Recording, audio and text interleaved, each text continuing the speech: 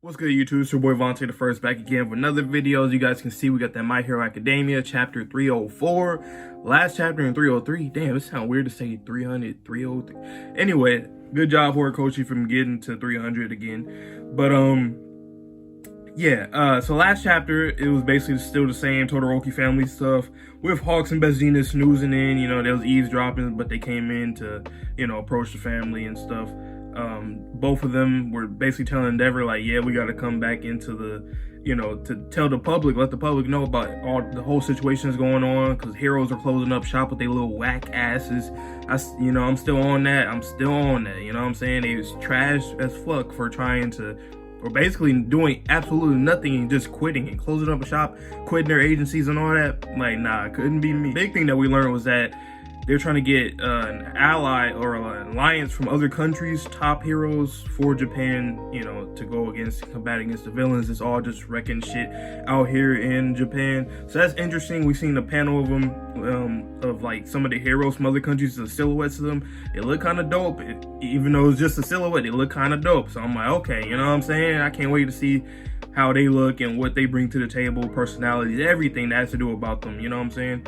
And potentially even villains, like what kind of like new, like heavy hitter villains we're going to end up seeing. Like, does All For One know anybody that's been around for a while, from like another country or in Japan, or anything that has to do with that. But yeah, so Bezina and Hawks are both trying to support Todoroki family and also obviously do their jobs as the number 2, number 3 heroes to end up, helping the people, innocent people that's been fighting and trying to defend themselves against these villains, even when they're quirkless and shit. So, a lot of crazy stuff. Learned that I think Dinky and Tamaki Dinky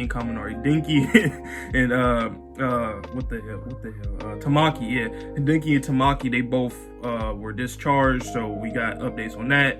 And of course, Bakugo's still yelling and hollering and shit, and they trying to take him away and get him back to his room because he's calling for Deku. And then we end up seeing Deku. He's still asleep in the coma. You see All Might by his bed, and he figures that he's pretty much talking to I think he said that, yeah, that he's pretty much talking to the previous users of One for All. So yeah, we're gonna get into that this chapter, and I'm just gonna get into it right now. Oh shit, what the hell? What kind of conference is this? We need to have a talk before you wake up. You got all the One for All users sitting down. You got damn, I forget the one who's talking. I forget his name. He's the 5th One for All user, I believe. Damn, I forgot his name. The one with the black whip. And you see his I think that was his protege, the 6th one right there. He's sitting. You see how he's sitting on the chair? Then we see the first one, and obviously we see Nana and the 4th user, and he looked kind of wild. And then we see, I guess that's All Might, right? Yeah, it's All Might. We can't really see him yet. And we see the number 2 and number 3, number 2 and number 3 heroes. Hey, to be honest though, that whole theory about people saying that Bakugo and Kirishima went back to the past, it's kind of looking like that, at least for the one that looks like Bakugo. He has the gauntlet, the little grenade gauntlet shit on his arms, and they're both looking away. So obviously a Horikoshi don't want us to see. But like, why? I wonder what is the reason for that? Like, why did that have to happen? And I was always on, and even with that theory though, I was always on the, like, I always had the idea. I was like, okay, the one that looks like Bakugo actually does look like him, but the Kirishima one, I can't really see it too much. But I don't know, who knows? In the last 4 months, my power, One for All, has been growing exponentially. With that increase in capabilities, profiles of the previous holders of One for All were copied and pasted. And over time, we were able to communicate with one another as well. Since the previous encounter with my brother forcing himself inside our domain, it's become easier for us to come before you. My name is Shinomori Hagake, and I'm the 4th user of One for All. Your previous fight brought forth my power through your will. Danger sense. You scared me there. Sorry. I was alerted to be alert to your alertness, manifesting with a way with words. Mr. Shinomori here is a weirdo hermit who lived in the woods because he was so irritable when it came to society. It was a turbulent time. I wasn't the weirdo everyone else was. So he was just an introvert, you know what I'm saying? He was by himself, you know, like, fuck that, I'm just gonna stay in the woods. Are you aware of my age and cause of death? You were 40. Cause of death was, All Might's file didn't list the cause of death. No, it looked like he scratched it out while writing it. It was old age. Oh, wow. That's big, okay? Because he said he died at 40, and that's considered old age. In layman's terms, One For All is no longer able to be held by a regular person. Huh. Interesting. Huh? I held One For All for the longest out of anyone, aside from Yagi-kun. For those 18 years, I evaded All For One while training this power. With his phenomenal strength, I realized that I would never be able to beat him in that state. I just had to nurture this power myself so that someone else could do it. Huh. So he held it for the longest. And in my final year, the quirk broke my body. At first, I thought it was a case of me having a weak constitution, at worst, a chronic disease. But Yagi's existence, he would confirm all theories and suspicions for me. Me dying of old age, it meant that One For All will slowly but surely burn away the life force of any one of its holders. We thought that a successor's consciousness manifesting itself in this realm was tied to their quirk, but Yagi being quirkless is different to all of us, so he's a unique sample that we'll have to observe. It seems as though Yagi alone was able to summon our consciousness without knowing about it himself. For 40 years, Yagi-kun had One For All. Damn, yeah, for 40 years? Those who are born with a quirk already have their metaphorical cup filled.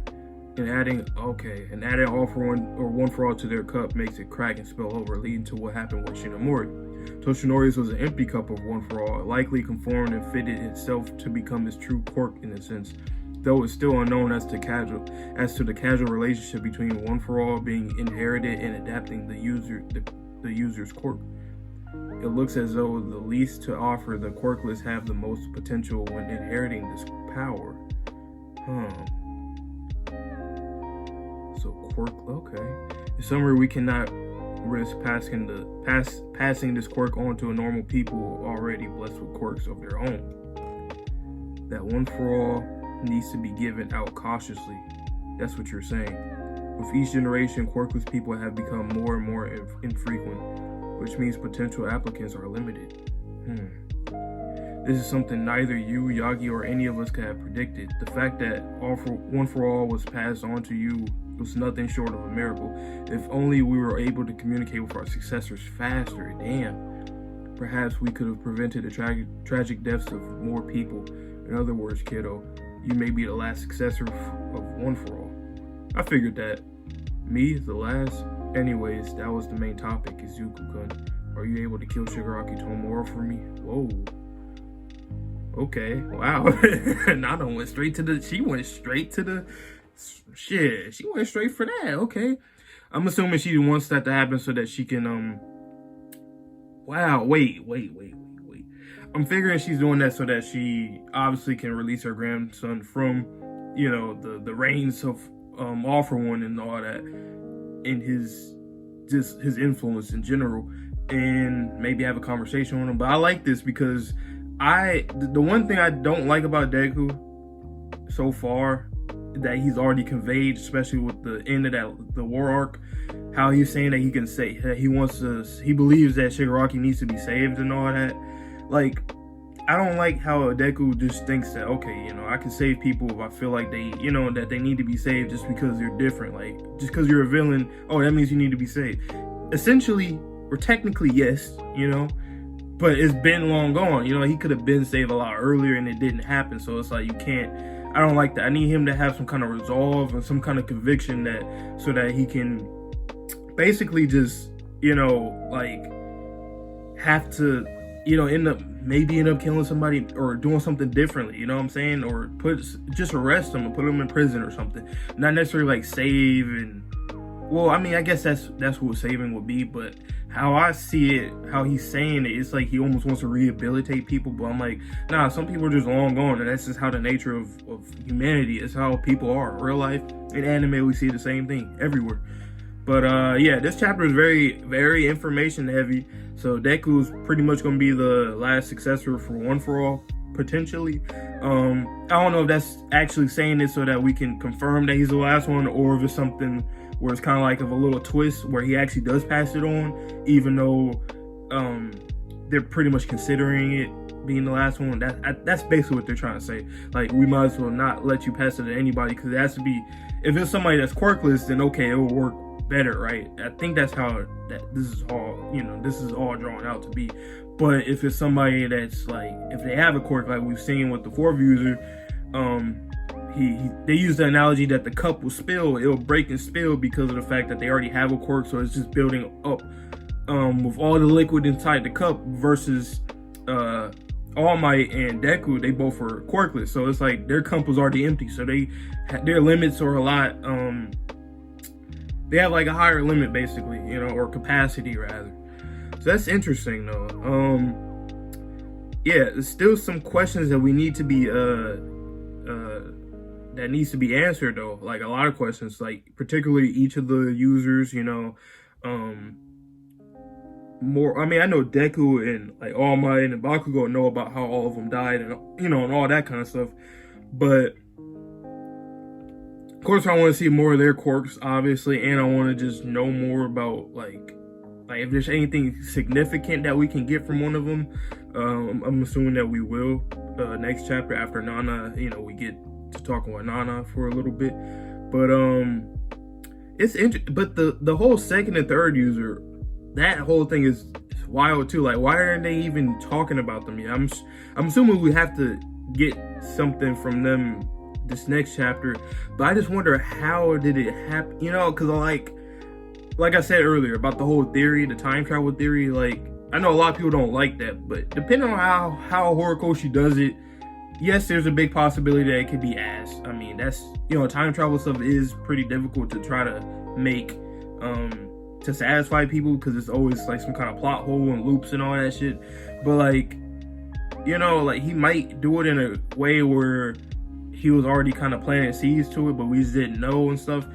It's interesting. It's just, I don't know. I just hope that it's not like a cliche or anything that's, just too convenient. We don't want something that's too convenient or too cliche. We want everything to make sense and to already be planted out. And yeah, just to make sense, really. I mean, that's all it is. But yeah, this chapter, I really like this chapter. We got a lot of information. I'm gonna give this one a 9 out of 10. This one's an easy 9 out of 10. I could have gave it an 8, but I honestly really liked it because it gave me a lot. Even though there's still more to be answered, it still gave me a lot. Shit, this review part probably gonna be longer than the reaction. I know that's how it usually go, but hey, you know what I'm saying? Like, I read it, so I'm, you know what I'm saying? But yeah, this chapter was dope. 9 out of 10 from me.